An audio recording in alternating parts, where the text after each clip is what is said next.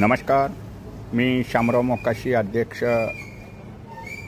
राजाराम बापू पाटील रिक्षा संघटना। महाराष्ट्रातील सर्व काळी पिवळी रिक्षा आणि काळी पिवळी टॅक्सी चालकांनी हा व्हिडिओ ऐका आणि एकमेकाला शेअर करा। ओला, उबेर, कुबेर हे सगळे बेकायदेशीर आहेत आणि शासन काळ्या पिवळ्या रिक्षाला, टॅक्सीला मीटरनं भाडं ठरवून देतं। हे भाडं चांगलं आहे आणि तुम्ही मीटरनं व्यवसाय करायचा आहे। प्रवासी तेवढे पैसे देतात हे लक्षात ठेवा। आपापले पेपर व्यवस्थित ठेवा, अपडेट ठेवा। आणि आता सगळी ऑनलाईन प्रक्रिया झालेली आहे। तुमच्यासाठी कल्याणकारी मंडळसुद्धा निघालेलं आहे। आता ते लवकरच चालू होईल आणि तुम्हाला त्याच्यातून 13 योजनेतून न्याय मिळेल। राहतो प्रश्न, ओला कोला हा बेकायदेशीर आहे आणि पर्यटक परवाने जे आहेत त्यांना कुठलाही स्थानिक धंदा करता येणार नाही। त्यांच्यावर तर कारवाई आता होईलच। त्यांची कागदपत्र तपासली जातील, त्यांच्यावरती मोठे निर्बंध येणार आहेत आणि मग इथं जो रिक्षा टॅक्सीचा काळा बाजार आहे, परमिट काळ्या बाजारानं चालते, ती खाली आपणाला बंद करायचे आहेत। राहतो प्रश्न, बाईक टॅक्सी येणार, बाईक टॅक्सी येणार असा निर्णय होणार नाही। महाराष्ट्रात शासनाला करता येणार नाही।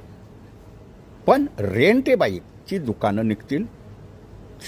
रेंट ए बाईक म्हणजे भाडोत्री बाईक आणि जशी सायकलची दुकानं होतील अशी निघतात। हे खाली गोंधळ करतात, काही बी करतात आणि लोकांना भडकवत असतात श्रेय घेण्यासाठी।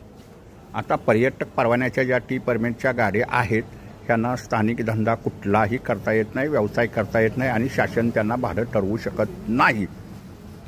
आता हे माफिया दंगा करणार पर्यटक परवाने करून हे स्वतःच ॲप काढतील। आम्ही शासनाकडं 113 ॲप राज्यात काढा। मुंबई महानगर क्षेत्रात 10 ॲप काढण्याची परमिशन द्या आणि प्रत्येक ऑथॉरिटीचे नियम असतात, त्या नियमानुसारच ते ॲप काढता येतील आणि त्याच्यातून मग 2-3 रुपये कमिशन त्यांना मिळू शकतो। हे ह्याच्यातून एवढंच होईल।